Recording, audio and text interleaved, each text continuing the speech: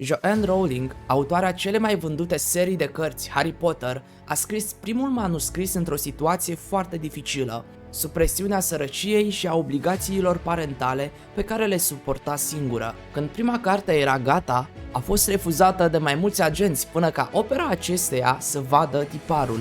De atunci, lucrarea ei a făcut istorie.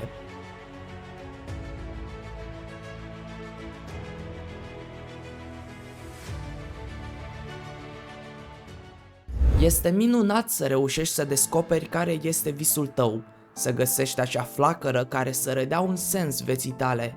Odată ce analizezi și afli cum îți poți transforma acel vis în realitate, capeți o doză imensă de motivație care te induce într-o stare de euforie și extaz. Știi ce vrei, știi cum obții acel lucru, simți că ai lumea la picioare. Dar nu este așa. E o magie frumoasă, dar dacă ar fi totul atât de simplu, nu am avea 280 de milioane de oameni diagnosticați cu depresie clinică. Acesta este un număr foarte modest. În jurul meu observ o mulțime de oameni trași la față, lipsiți de vlagă, cu nefericirea dansându-le pe chipuri. Ce este atât de greu la a înțelege ce vrei și a stabili cum să capeți acel lucru? Sunt de acord, e simplu, dar nu asta face ca atâția oameni în jurul nostru să-și trăiască viețile ca și cum ar fi protagoniștii unor filme de dramă filmate alb-negru. Problema este în a-ți menține vie flacăra interioară aprinsă de scopul descoperit și a te ține cu religiozitate de planul definit.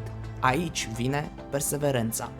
Perseverența reprezintă abilitatea noastră de a urmări cu statornicie un cel pe care suntem determinați să îl atingem. Acesta este instrumentul cu ajutorul căruia reușim să trecem peste orice fel de obstacole care stau între noi și scopul nostru.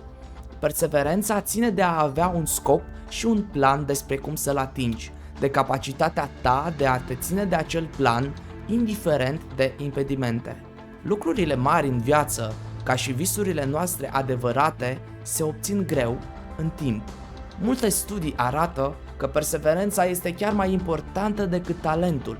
Câți oameni cu aptitudini unice oare nu au mai ajuns să se realizeze în vocația lor? Dar creierul nostru, dependent de hormonii fericirii și de plăcerile mici de moment, cu dificultate poate concepe și accepta să-și impună anumite limite acum, să muncească o oră în plus, să renunțe la anumite alimente pentru a obține o recompensă mult mai mare și mai valoroasă într-un timp mai îndepărtat. Creierul nostru are o parte a omului arhaic, care supraviețuia în condițiile aspre din junglă și putea să moară oricând. Dacă găsea un copac cu fructe, trebuia să mănânce cât putea de mult, înainte să vină un animal sau oameni ai altui trib. Dacă corpul său ajungea la vârsta de reproducere, căuta să-l lase urmași cât mai rapid.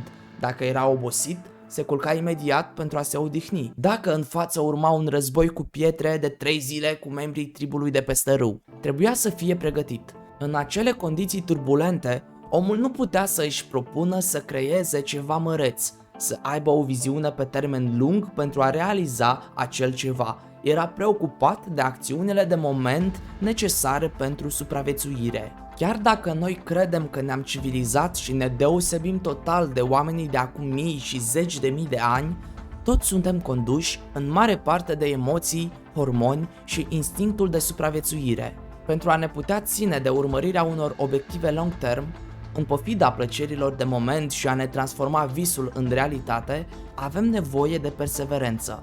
Trebuie să facem zilnic câte un pas în direcția propusă, indiferent de furtuna de evenimente și situații cu care ne confruntăm. Trebuie să ne antrenăm creierul să fie constant și disciplinat, să poată vedea acel fil roșu de care trebuie să se țină de azi înainte pentru a reuși să obțină o recompensă mai mare, care o să-i aducă mult mai multă plăcere, o să facă cu adevărat fericit.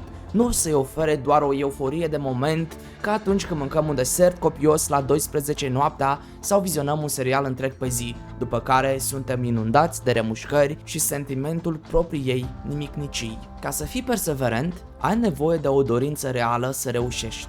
Ai nevoie de convingerea că prin puterile proprii vei putea să modelezi realitatea din jurul tău, așa ca visul tău să devină realitate. Totodată, perseverența nu este despre a munci exagerat de mult și a-ți sacrifica sănătatea. trebuie să ai grijă de tine și să te odihnești. Nu ești perseverent dacă ai realizat azi o tonă de lucruri.